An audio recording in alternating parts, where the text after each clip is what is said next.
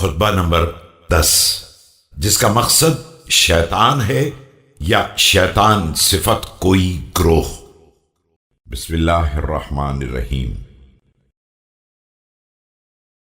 आगाह हो जाओ कि शैतान ने अपने ग्रोह को जमा कर लिया है और अपने प्यादा और सवार समेट लिए हैं, लेकिन फिर भी मेरे साथ मेरी बसीरत है, न मैंने किसी को धोखा दिया है। Beware. Shaitan has collected his group and assembled his horsemen and foot soldiers. Surely, with me is my sagacity. I have neither deceived myself.